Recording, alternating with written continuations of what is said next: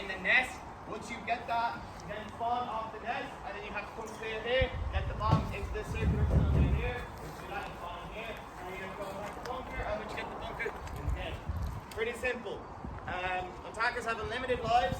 If you get shot while holding the bomb, you drop the bomb. You are not allowed to throw the bomb, because I've seen people do it, and it's not a very fun thing to do.